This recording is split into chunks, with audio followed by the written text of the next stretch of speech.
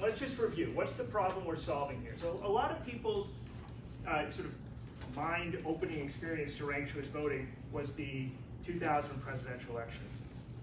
You might remember this race, three-way race with George Bush, Al Gore, and Ralph Nader. A 537 vote difference separating Bush from Gore, and Ralph Nader has almost 100,000 votes. There were 8 other parties that had greater than 500. Yeah, sure. And a lot of people looked at the results of this race and said, well, what would have happened? You know, Nader's clearly the spoiler here. What would have happened had Nader not been in this race? And there's actually some exit polls that were taken at the time that asked Nader voters, who would have been your second choice? 45% of them said they would have voted for Gore. 27% said they would have voted for Bush, and 28% said they wouldn't have voted at all. So you see trends, but it's not the kind of monolith that sometimes it's portrayed to be. And one of the great things about asking about people's second preferences is you get to the truth and you can cut through the kind of conventional wisdom about whose people's second choices might be. But nonetheless, if we do the math on that 100,000, it says that, well, maybe they have a mathematical point, that had he not been in the race in Florida, had that math stayed true, Gore might have won Florida and changed the election. Now, this for me was, a very agonizing thing about this election in 2000. It was the first presidential election I voted in. And I personally voted for Ralph Nader.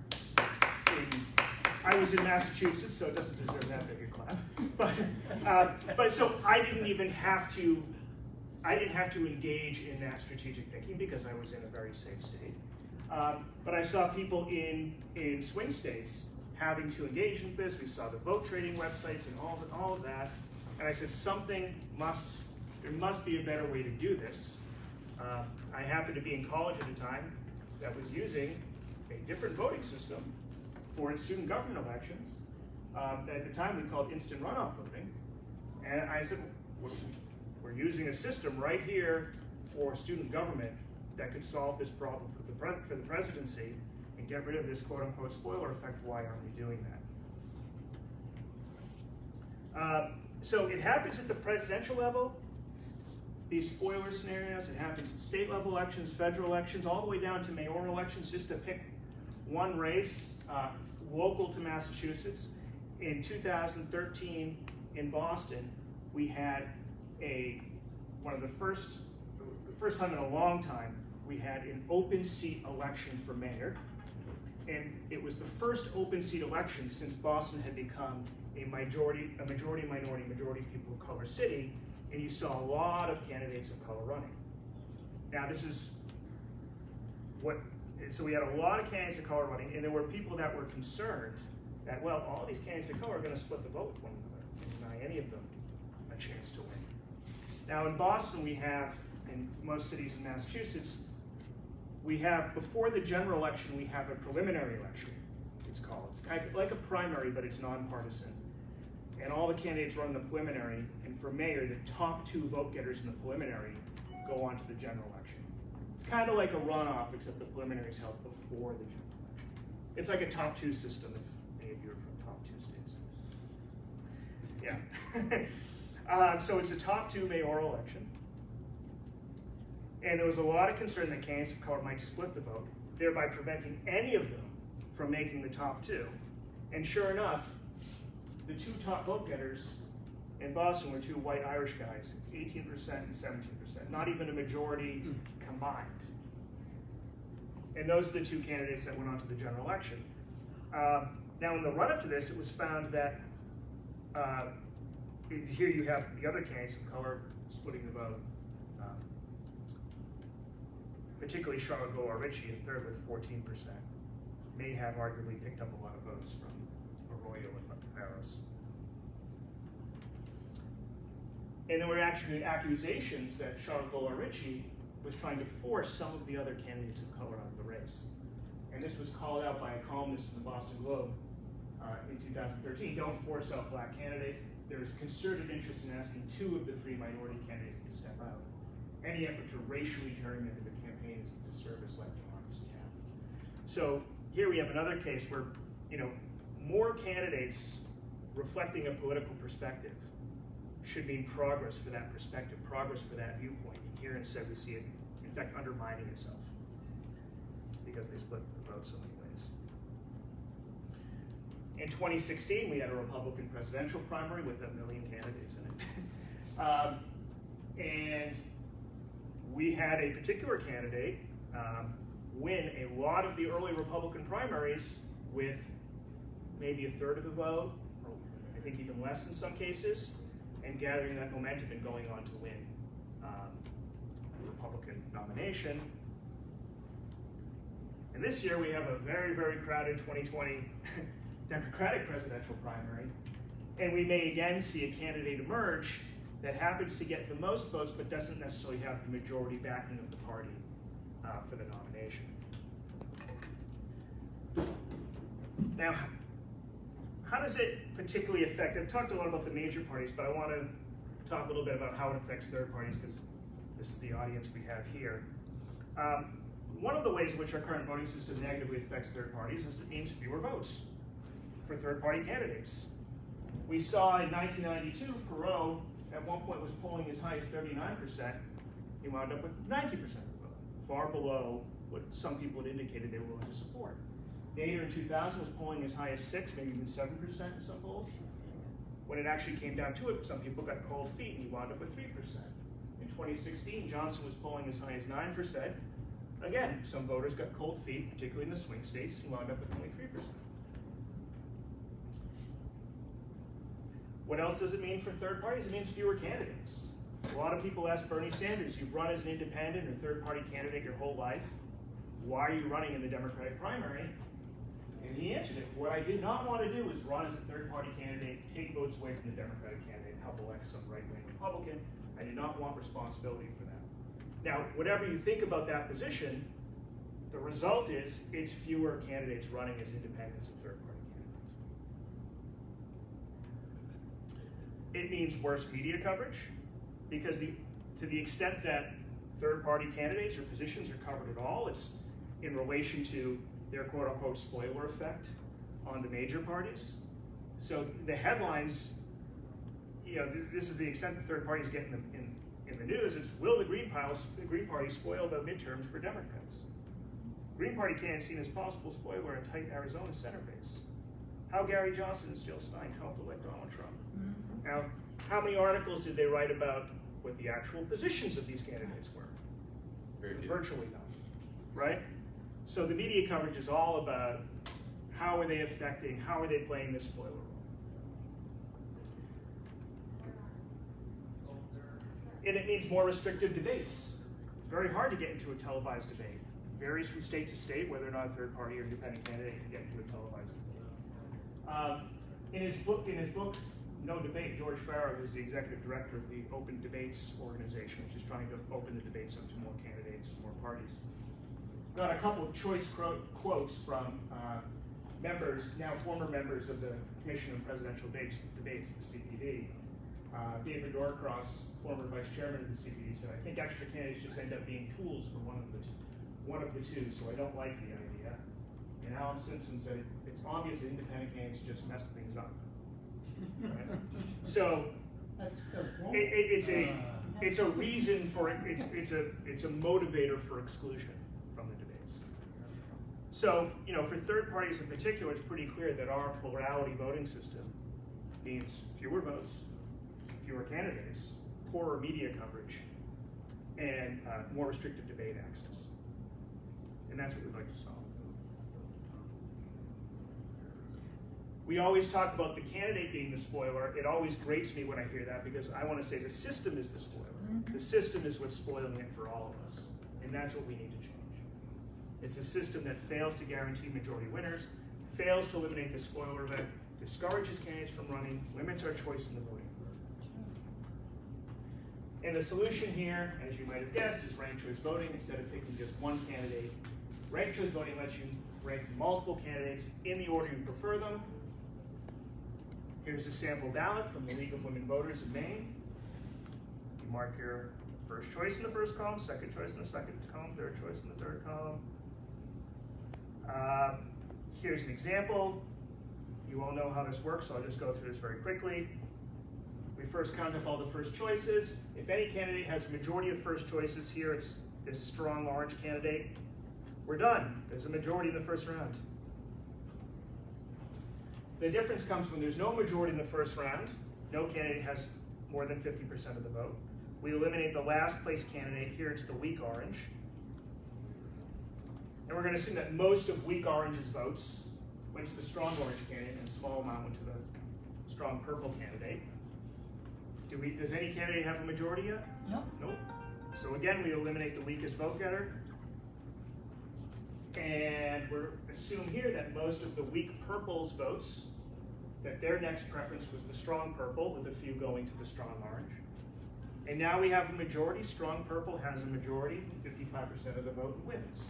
And if we look back to the first round, we see, well, that makes sense, because more of the voters wanted to go in a purple direction than they wanted to go in an orange direction. And we were able to capture that through this runoff process. There's a lot more to be said about it. I want to leave plenty of time to talk about strategy, but there's all these benefits around campaign civility, about candidates engaging in more issue-based campaigning and not mudslinging. I can go into more of why that is. There's all these benefits for the representation of women and representation of people of color. Studies done in a number of the cities in the Bay Area that use ranked choice voting, and there's been some studies now that San Francisco started using it in 2004. So we have 15 years to look at, and there's 4 cities in the Bay Area that use it, so we're able to do some comparative studies that look at how is it affecting women candidates, how is it affecting people of color candidates.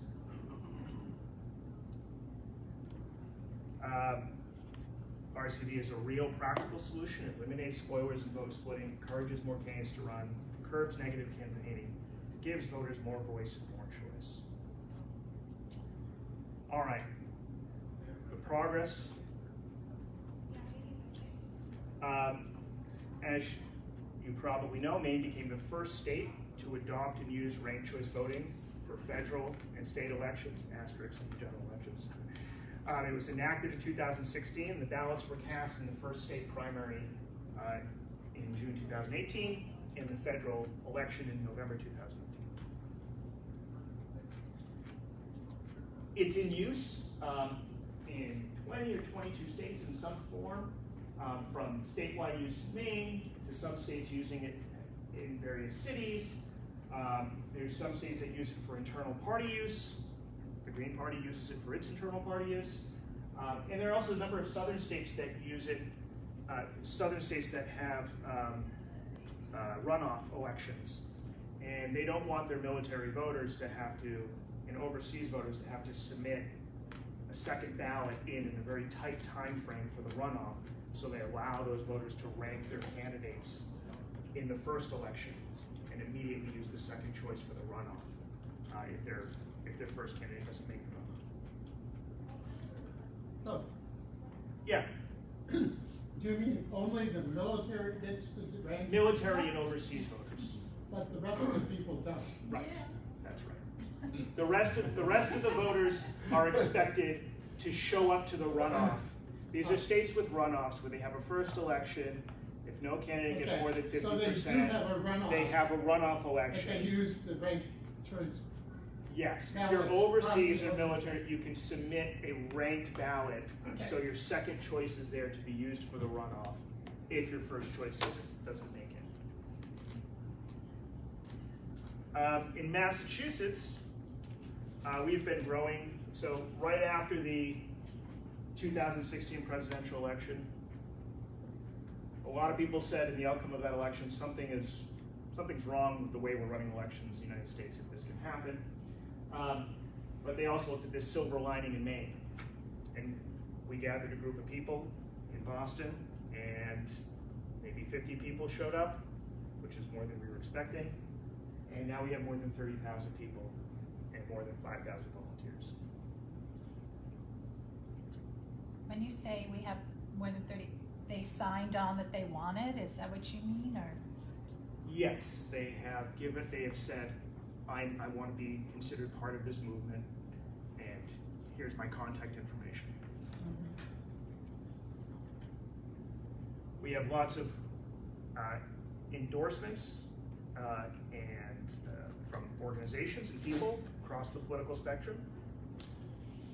Here's the Green Rainbow Party of Massachusetts. In 2017, we got it voted onto the Massachusetts Democratic Party platform, which is a very big step for us, given how strong the Democratic Party is in this state. Yeah. Yeah, could you just speak a little louder so that Oh, people sure. who are watching the live stream can Yeah. hear?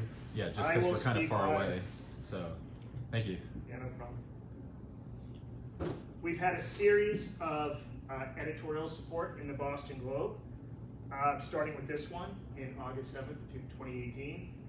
Massachusetts needs ranked choice voting, and 3 separate follow-up editorials talking about the need for ranked choice voting in this state, looking at different elections that happened and how ranked choice voting would have benefited those elections.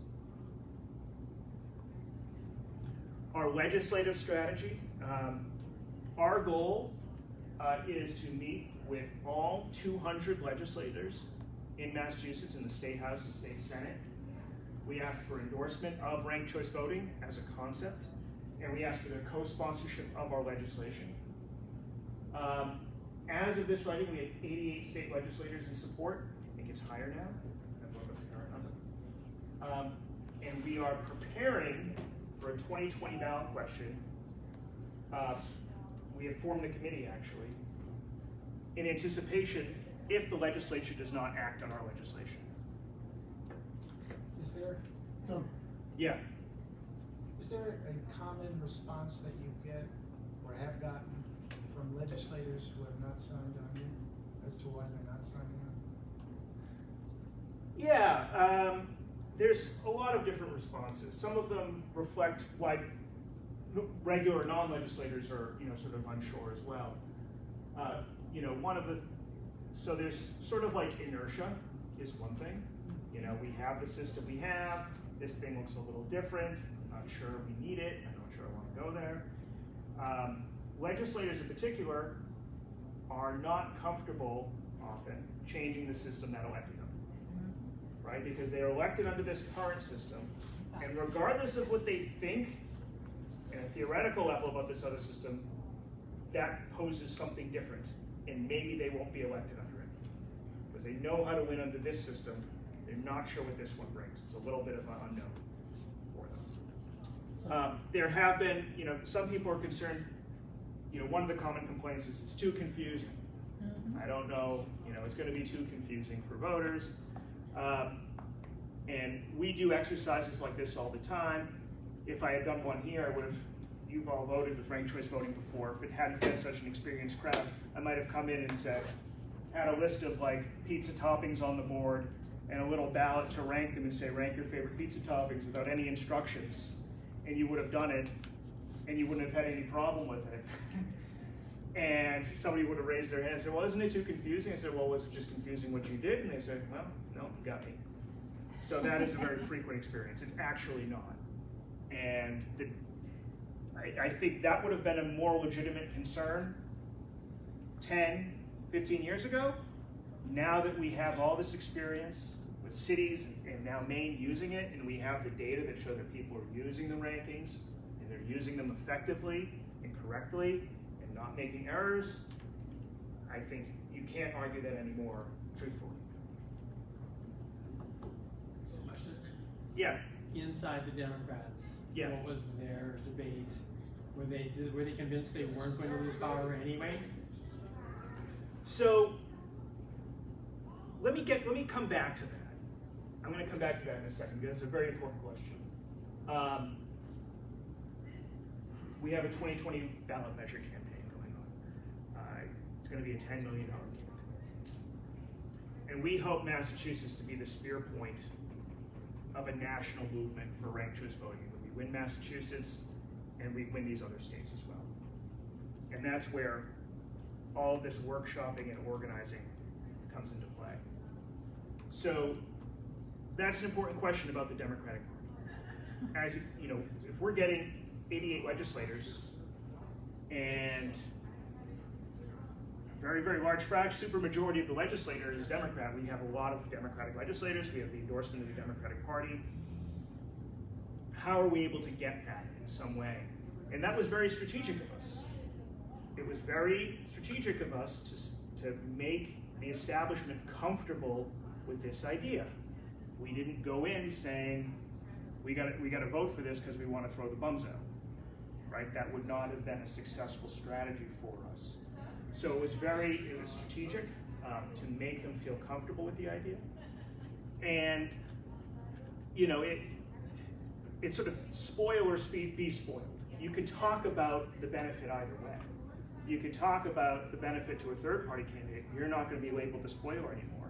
And you could talk about the benefit to an establishment major party candidate and say, you won't be spoiled anymore, right? So you can tune the argument to your audience. And that's one of the ways we've been successful, is very deliberate and strategic messaging around that. Yeah? Would your ranked choice voting legislation apply to states, or municipal, state, federal, and presidential elections? Or good question. Does it only cover some? So there's what's in the bills and there's what's in the ballot measure. Yeah. So the bills, we originally had two bills. One was state, and it's basically emulating what Maine passed, which was state and federal elections, primaries, and general elections. Now, Maine didn't get to do state generals, but that does what they enacted at the ballot. And we had another bill which was a local option for municipalities to make it easier for them to opt into. The ballot question is going to try to do everything, sort of. It's going to do, it's not the local option. It's going to be state and federal, general elections and primaries, and it is presidential electors, so the presidency, general election for president, and it is an option for the parties to use ranked choice voting in their presidential primaries. So Maine today, Maine enacted state and federal primaries and general elections. They weren't allowed to do state generals because of a constitutional issue that many of us disagree with, but nonetheless, that's what's the case today. The legislature in Maine, there are a lot of legislators interested in trying to change that and take a constitutional amendment to change that, so it's a high hurdle, but there's a lot of support, and we'll see if they get there. I don't know how long it will take. And there's interest in Maine in using ranked choice voting there was a bill to use it for the presidency, both primaries and general elections. That had passed, I believe, both houses of the State House, and there was some procedural issue that prevented it from clearing the final hurdle and making its way to the governor. You might know more about this, but they may come back for a special session to make it happen. You want to? Passwords, ranked choice voting. There's a question back here. Yeah. So in Maine, did the current senators and congressmen, did they all get into ranked choice voting? The support among, yeah, so in Maine, Maine has an independent senator in Angus King, and he was a big fan of ranked choice voting, and he was supportive of it.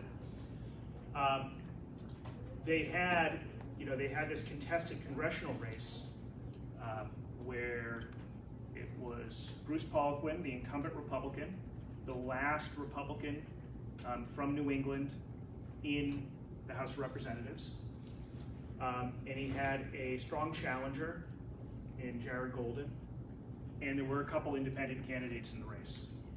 And if you know the result, it was that Poliquin in the first round was in the lead but less than 50%, and Golden was close behind him.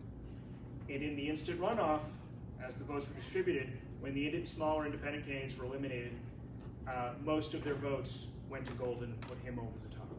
So yeah, Golden was in favor of it, and the stronger of the two independent candidates was a big fan of ranked choice voting, and she said, I wouldn't have run had ranked choice voting not been in place, because I didn't want to see Bruce Poliquin reelected. And so we're getting back to this question of, you know, the current voting system not only inhibiting voters' choices, but sort of the corollary to that is it's inhibiting some candidates from even running to begin with. Oh, yeah. Yeah. A process question, does it matter whether you're voting by mail, like we do in Oregon, or at a voting machine? Does that make a difference? No, I mean, you could vote on a ranked ballot by mail. You could vote on a ranked ballot in person. Yeah. In fact, you know, if it's at home, then maybe you got a little bit more time to consider it. Like, you know, if there's a lot of candidates, like, who is my 11th choice? You know, you have a little bit more time to consider some of the options, as opposed to constant mail or ballot. Yes. Could you repeat your entire presentation since I came in late? No, I had a question, which is probably something you repeated. Yeah. Are you with Fair Vote, or who are you with? I'm with Voter Choice Massachusetts. There's a national think tank called Fair Vote. Okay. And a number of states, I don't know what states we have represented here, but a number of states have organizations in those states championing ranked choice voting. Fair Vote Virginia. Fair Vote Virginia is the leading organization in Virginia. If any of you are wondering, I don't know my local organization in my state to connect to, ask me, and I may know. We can connect you. So is that the best way to go about it, getting it passed? Because we, you know, my local certainly supports them, and we do pledges. You know, we take their pledge cards and have people sign them, and I enter them into their system to join and all of that. Is that the best way to do it, or is there I mean, can we go above and beyond that? It's been in the legislature at least twice and failed already. Every state's very different. So in Massachusetts, we felt that because we have the ballot initiative, many states don't have ballot initiatives. Because we have the ballot initiative, because the sense of the state, and because it just enacted in nearby Maine, that we had the opportunity to go statewide, and we formed a statewide organization. In other states, you might make a different call. Some states don't have the ballot initiative. And so there, your avenues are either statewide legislation or working through trying to get it enacted in municipalities. So if you feel like, you know, if you don't have the ballot initiative, or if you feel like there's not the political will to do something at the state level in terms of legislation, you could start working in your local municipality and get your local city or town government to use it for something. That is sometimes a good way to start. But I don't think we're allowed to use it. That was my point. Well, there's a question of whether cities and towns are allowed to use it in your state. Right. So then that would be an issue, like, how are you going to work through the state, through state legislation to enable its use for cities and towns, perhaps? That might be the best avenue there. I think, you know, just give you some other tips of things we learned.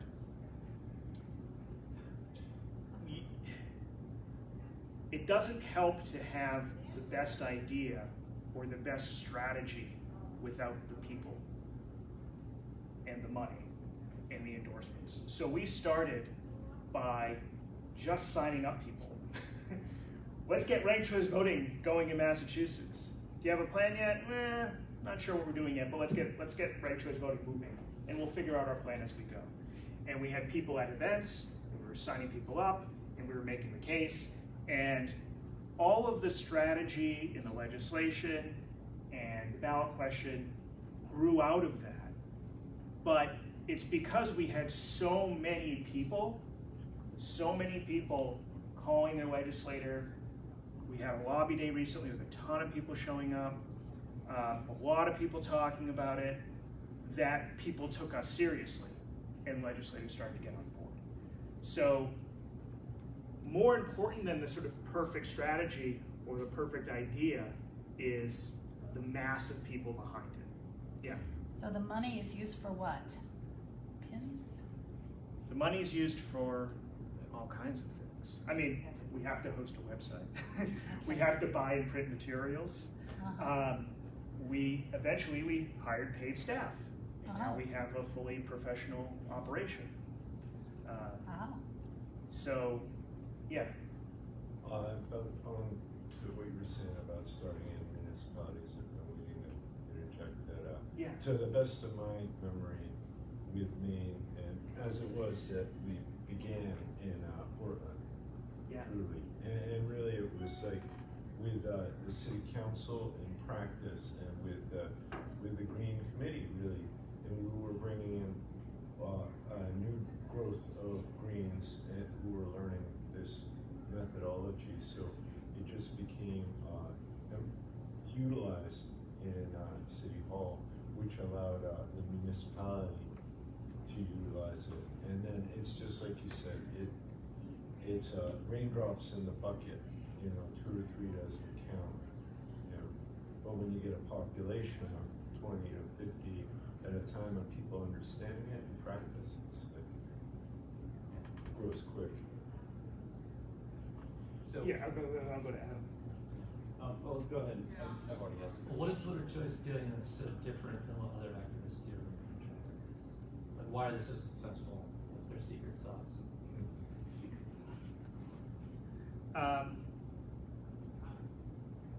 The secret, I think, to the extent there's a secret sauce, it's in the focus. It's in the focus on people. It's on the focus on the organization itself, as opposed to just getting into the idea and just trying to say, well, I got an idea. This is what I want to do. I'm going to go pass a bill myself, and it's going to be me and my 3 friends doing it. And we're really smart, and we have a really good argument. That's not going to get you very far. You need to have the big organization, the big mass of people, all saying the same thing before you're taken seriously. How do you get there? Like, what's the steps to? There's no, I mean, it is hosting outreach events. We show up at local festivals. We show up at Green Party events. We show up at Democratic Party events. We show up at every political event we can get to. We show up at these, we show up at some very interesting, obscure festivals sometimes, and just have our materials out, explain it clearly, and we're always honing the materials to explain it crisply and cleanly, and not getting into the weeds if we can avoid it, and just signing those people up. Yeah. Do you have any allies that you wouldn't have expected coming into it as like a more progressive person? Or have there been any, not even just allies, but any sort of aspects of the strategy that came as a surprise to you? Yeah, that's a good question. I think we've made, as a surprise, we've made more headway with quote-unquote establishment politicians than I think we might have anticipated by just making the case of them and getting their constituents to tell them this is what we want. When they have these very large number of constituents telling them we want this, they take it seriously. I think we've also seen a group of, we knew we were going to have libertarian support, but also a kind of more open-minded Republican support.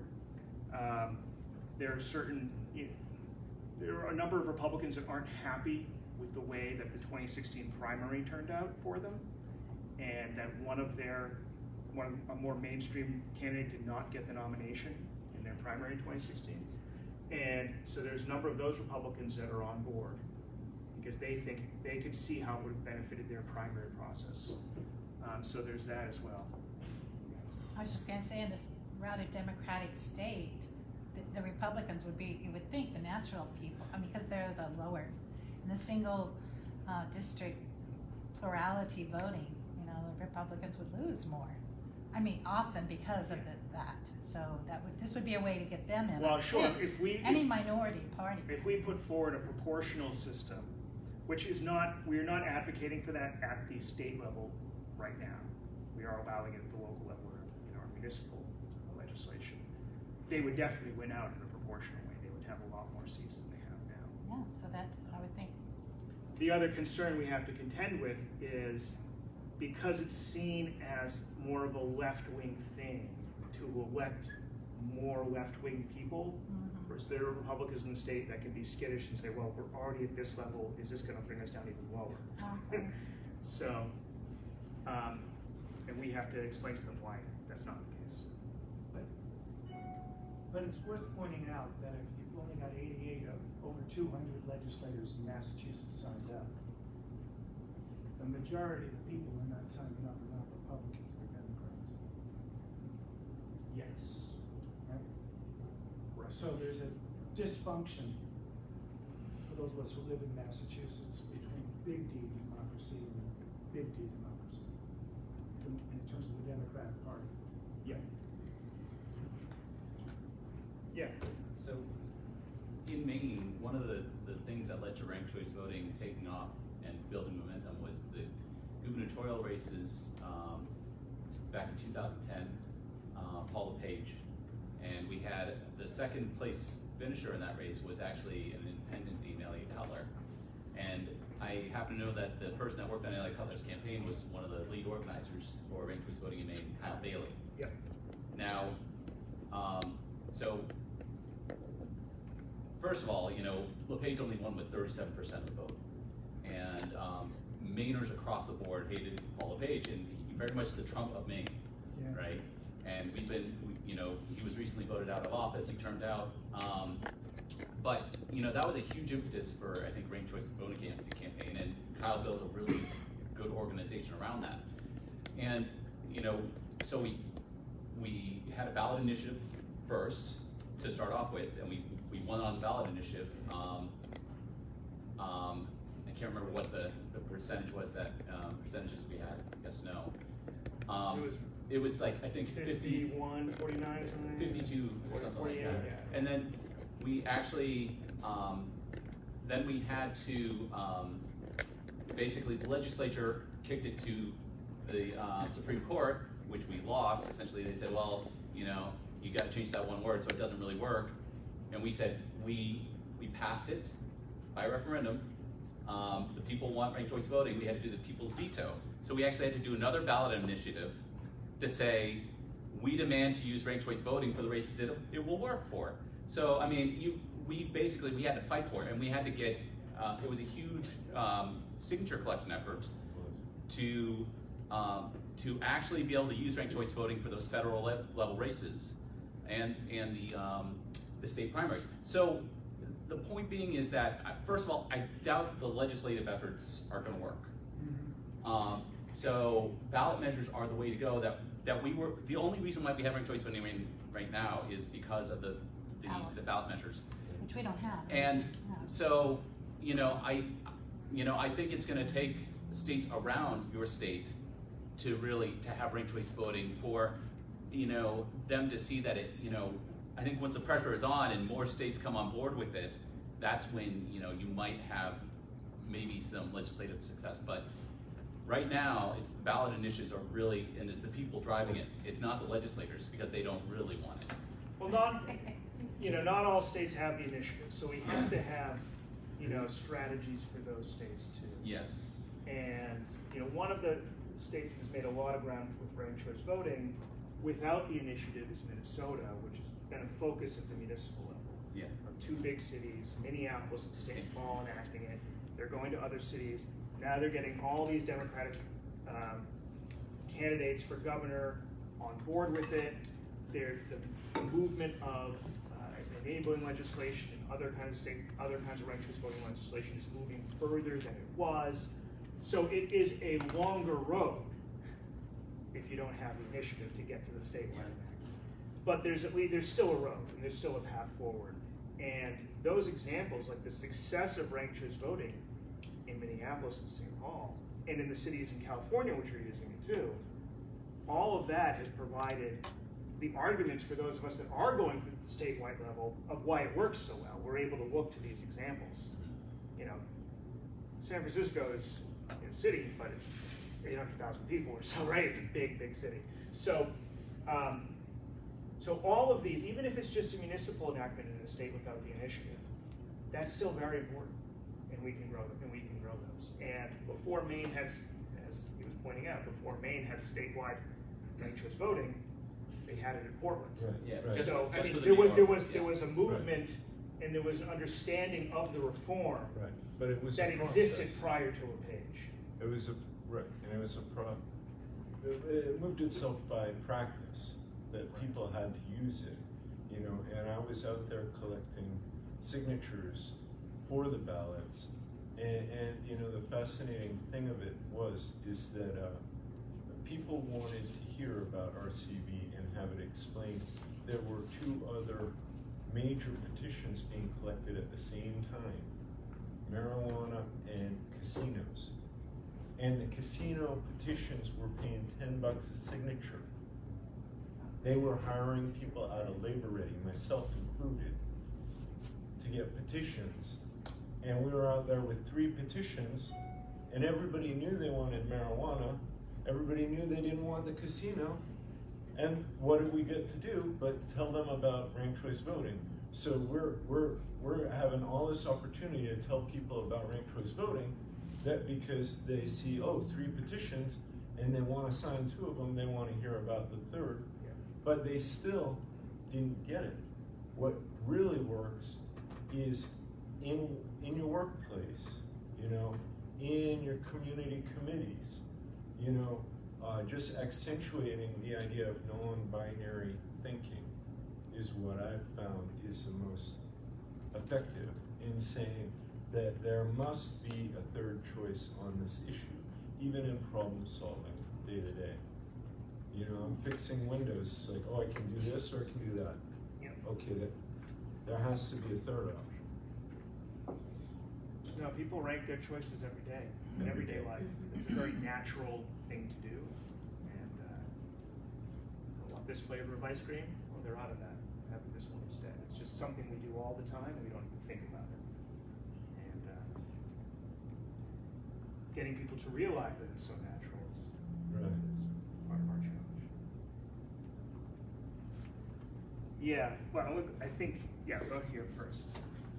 I'm working on trying to get the California Voting Rights Act amended to include RCV as a legal safe harbor remedy. Right now, only districts are, including minority influence districts. Good. Can you talk about the Lowell experience here and the possibility of RCV as a Voting Rights Act reform? So,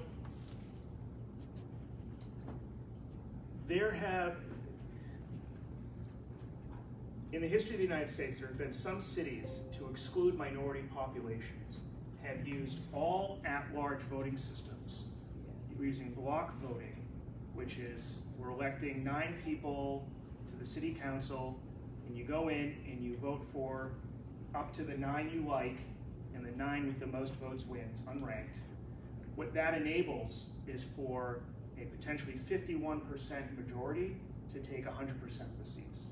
In these cases, there's no districts, and a number of cities have this around the country, and it was done sometimes deliberately, often deliberately, to exclude minority voices from winning any seats in their state council. In Lowell, Massachusetts, we've had an issue where the voting population has been about 50, just north of 50% white, the rest people of color, and either 8 or 9 seats of the city council have been occupied by white city councilors, most of them, or a large number of them, from the same sort of posh neighborhood of Lowell called Belvedere.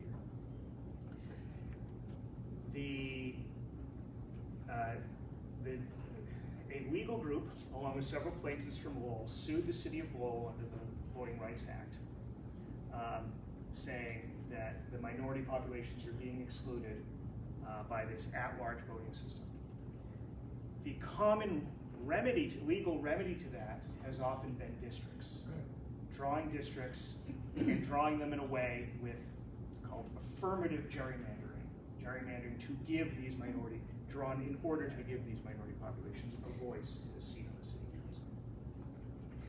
A superior way to achieve diverse representation is with using multi-winner ranked choice voting, at-large ranked choice voting, which is electing multiple candidates using ranked choice voting.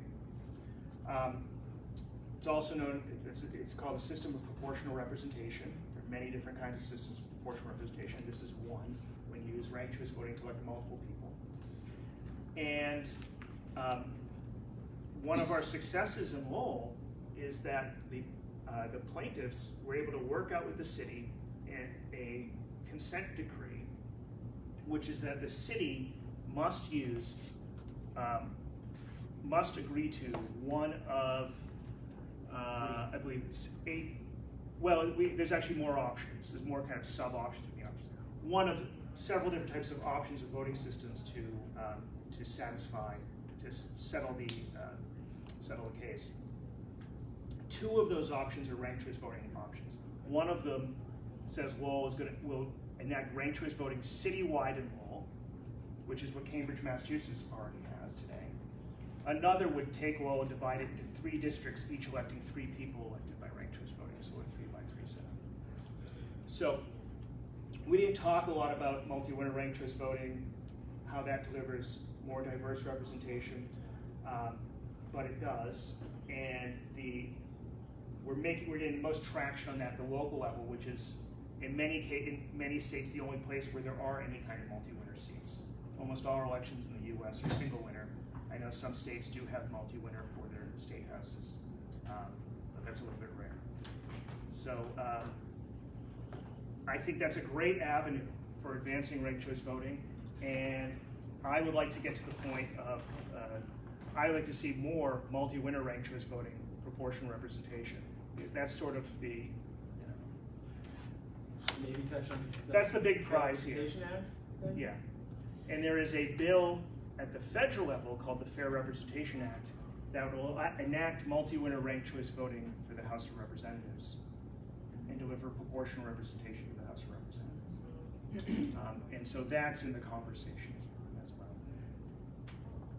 So if you have communities, that's another avenue. If you have a community that is excluding its minority population from a seat on its city council, you could pursue a Voting Rights Act case against them and offer ranked choice voting as a solution. And one of the things actually we're surprised by, you asked about surprising supporters.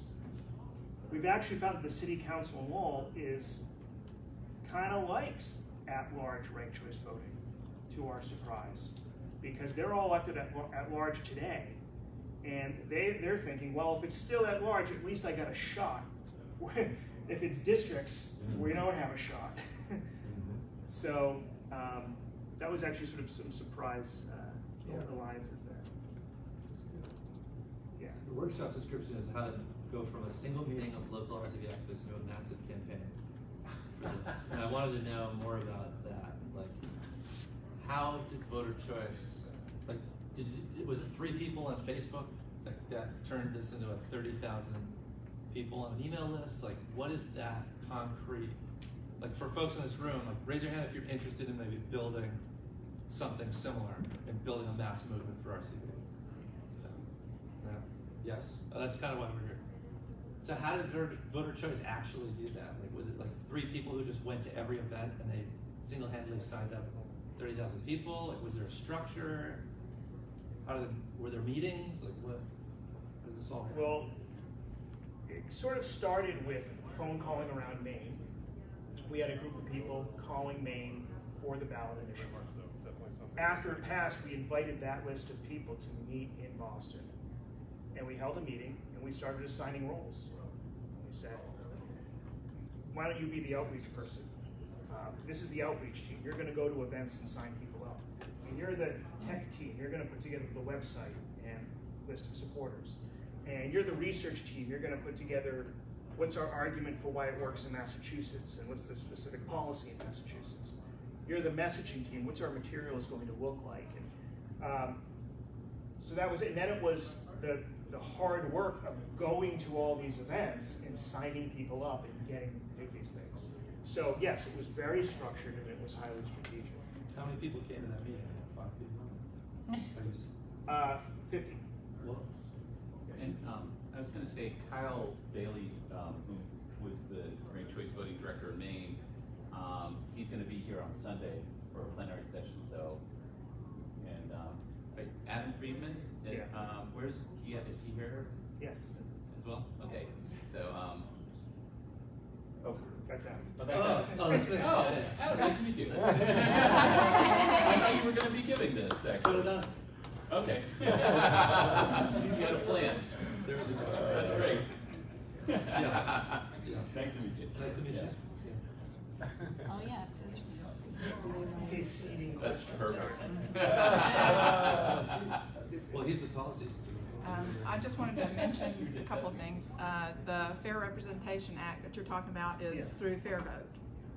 Fair At least vote that I is know the, yeah, you can find the most information about that And from it's Fair Vote. gerrymandering, ranked choice voting, proportional representation. Yeah, it combines- eliminates, yep, that's what it is. Okay, and with Fair Vote Virginia, like I said, our local is, fairly new as far as outreach and everything. So we do tabling, lots of nice success at Vegan Yeah. Veg Fest, right? But somebody mentioned that maybe Fair Vote or ranked choice voting advocates weren't necessarily happy about partisan groups getting support for ranked choice voting, but my thinking of it is we've signed up close to 200 people now, right? Just Yep. from doing our little tablings, and I take my clipboard with me wherever I go and Are say, you do you know saying- about ranked choice voting? Are you saying I'm from the Green Party, I'm signing up people for ranked choice I'm voting? Or from are the you Green saying I'm Party, from but Fair this Vote is a Virginia? nonpartisan issue I would like to Yeah. tell you about if you don't know about ranked choice Yeah. voting. I mean, I do think it would be more effective if you approach from a completely nonpartisan standpoint and say, I'm volunteering with Fair Vote But we don't Virginia. have ballot initiatives, we do cabling, we don't have a lot of money, so Yeah. we try to have all of our move to amend, ranked choice voting, and all of our stuff all lined up, right, to talk to people about. And when they come over to ask us about things, Oh, we so tell this is a them, Green Party booth. this is a Green Party booth, and so Right. we promote ranked choice voting there. And like I say, we've Yeah. gotten a couple of hundred signatures for, So ranked choice. you're promoting your party and your party's platform, which is fine. Uh-huh. If you mean to win ranked choice voting in Virginia, at some point it would have to be, this is a nonpartisan organization, why we're doing ranked choice voting, and all these other issues are not at that table and not at that booth and not in that discussion. Well, we always tell them it's nonpartisan, and people usually do not know what ranked choice voting is, and if they weren't hearing it from us, who would they be hearing it from? That's what I figured. So that's what we're doing, and we're helping them whether they want it or not. That's fine. And so that's a personal decision for you. Are you going to be are you promoting the Green Party, or to what extent do you want to promote ranked choice voting as an individual issue? I think or it does both, strategy? though. I really do, because I think most people 100+ million people don't like either party, don't like any of the representatives. And when they hear that there's some way to have their voice heard and not have to vote for those one or two, they're just not going to show up if they have to vote for one of those two. So when you tell them, if you love the Green Party, you can put us first. If we don't win, then your vote's not thrown away, and the spoiler vote is not a thing to begin with, but it removes that, and people are like, that's cool, I'm signing, where do I sign? You are absolutely going to win a substantial argument with that. Yeah. I think if you were to pursue a nonpartisan effort through a nonpartisan organization, you would be able to win those people, or a large number of them, and win the people that consider themselves Democrats or Republicans too. So you could get both. What we've been able to do is be nonpartisan, but tailor our arguments and our messaging depending upon the person we talk to. different arguments. You can put forward, 4, 5, 6 different arguments for ranked choice voting, and different arguments are going to resonate with different audiences in different ways. And every person we talk to, it's always a kind of, what's the argument that's going to sway this individual? And you're swaying a number of individuals, and that's great. But if you were to have a nonpartisan effort dedicated to ranked choice voting, you would be able to sway more. You'd be able to get other people too. That's up to you, because you have many things you're working on. I've got 2 birds killed with one Yes, stone. exactly. We're just over time, but I'll take it. Is there any strategy group or committee looking into counties, regions, or states where these, that ability to kind of utilize RCV towards certain incumbent situations is a highlight, like a magnet where we want to extend help or send volunteers or? Well, that's actually a good point, because even if you feel like you don't have a lot of avenues for ranked choice voting in your immediate state, because the state's very restrictive with its laws, and you can't get it at the municipal level, you can help out other states. So we made phone calls to Maine, we made phone calls to Memphis, Tennessee. Like, there's other things. So in addition to your local organizing, you can, sometimes they reach out to you. In some cases, we reached out to these other organizations. Like, we contacted Memphis and said, hey, can we help you out? We want to see it passed in Memphis. Right. They didn't reach out to us. I mean, I'm just like waking up right here today, recognizing these faces and realizing that you guys were involved with Kyle, and that we did get a good push from you guys. But at the same time, we as a Portland City Green Committee, we were already been talking for 5 to 10 years about, well, this is how we go about things in our committee. Why can't we promote this to our, our government practices, So, but it was definitely helpful to have that big effort from out of state. And I remember the calls I received, And ironically, like I was saying before, it's also about timing. With sometimes when you're out petitioning, I'm not acting as green.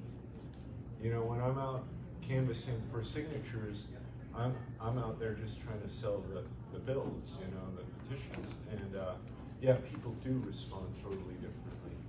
And it is helpful to sell RCV with 3 other bills, because then you're like, oh, well, which one do you want to talk about more?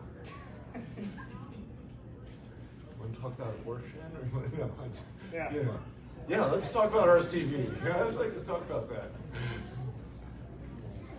Thank you for winning me.